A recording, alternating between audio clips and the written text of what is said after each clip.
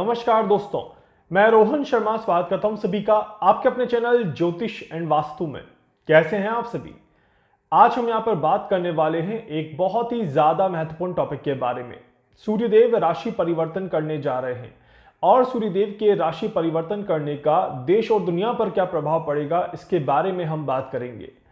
जब भी कोई भी ग्रह राशि परिवर्तन करता है तो उसकी वजह से हमारे ऊपर और नेचर के ऊपर, देश और दुनिया में हर एक गतिविधि के ऊपर कई तरह के परिणाम देखने को मिलते हैं। और सूर्यदेव, जिसे ग्रहों में सबसे ज्यादा बड़ा माना जाता है, ग्रहों के राजा कहे जाते हैं सूर्यदेव, इनका राशि परिवर्तन बहुत बड़े संकेत दिखाता है।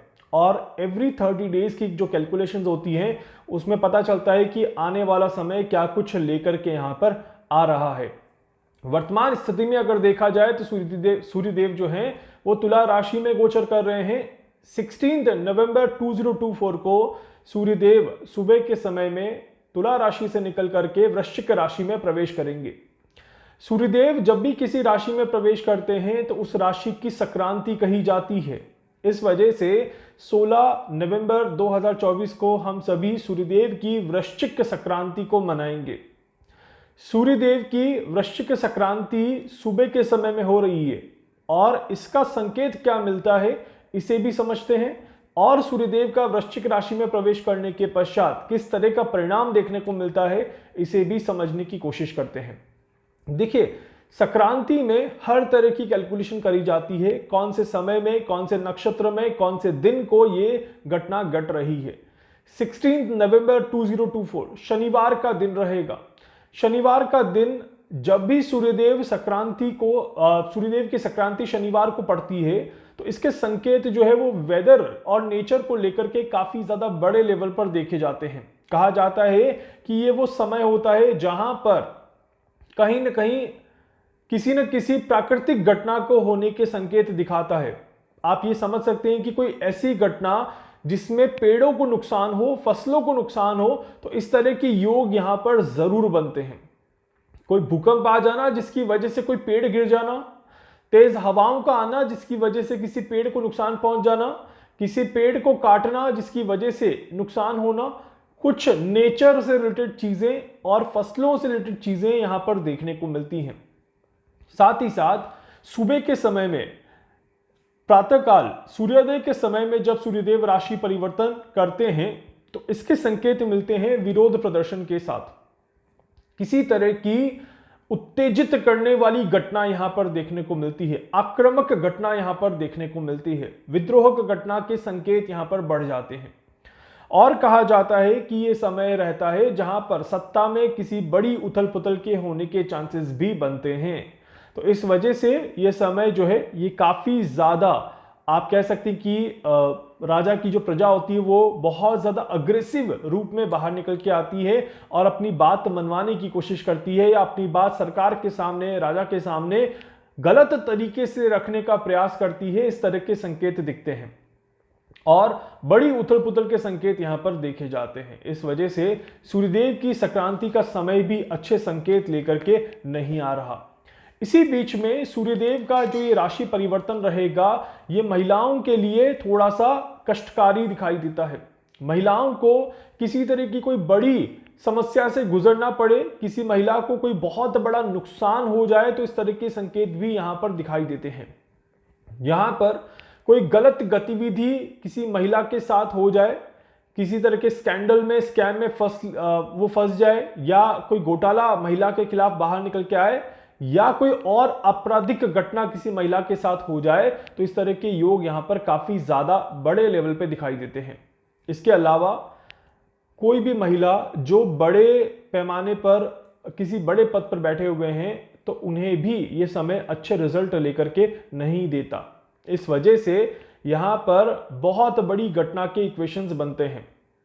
अमेरिका के इलेक्शन से पहले मेरी किसी से बातचीत चल रही थी और मैंने उस समय, क्योंकि मैंने इस इलेक्शन के रिजल्ट्स यूट्यूब पर कहीं पर भी बताए नहीं थे, बट मेरी किसी महिला से ही बातचीत चल रही थी और मैंने उन्हें एक बात कही थी कि अगर अमेरिका के इलेक्शन में कैमला हैरिस जीत जाती हैं तो उसके बाद ठीक इलेक्शन के बाद का समय जो है वो अमेरिका में बहुत बड़ी परेशानी लेकर के आएगा, क्योंकि सूर्यदेव का जो ये राशि परिवर्तन है ये किसी महिला प्रधानमंत्री, महिला राष्ट्रपति के लिए बहुत अच्छा नहीं है।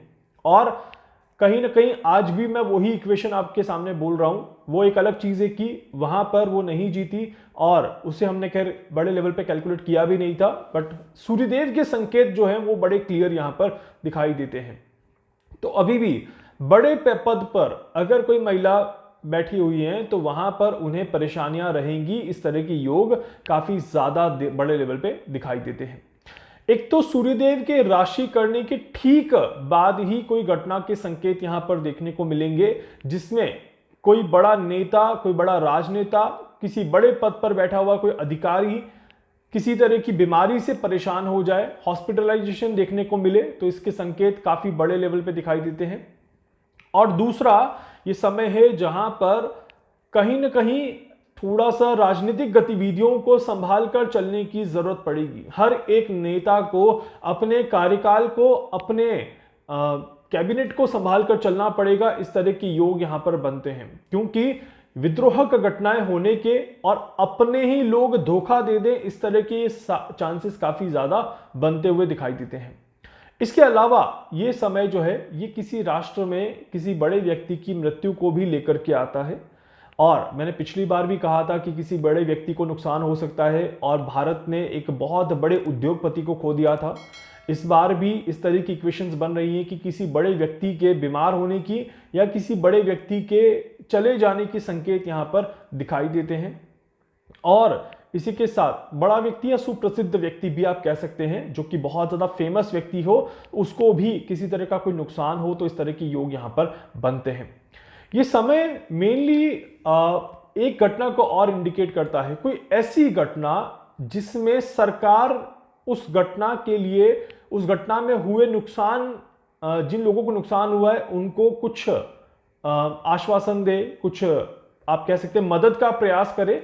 इस तरह के संकेत भी यहां पर बनते हैं। तो मतलब कि आने वाले 30 दिनों में ऐसी कोई घटना घट सकती है जिससे कहीं ना कहीं सरकार थोड़ी सी मदद की संभावनाएं यहां पर व्यक्त करे। इस तरह के योग बहुत बहुत ज्यादा बनते हैं। ये भारत में और भारत के बाहर के दूसरे देशों में भी हो सकता है, इस बात का ध्यान रखिएगा।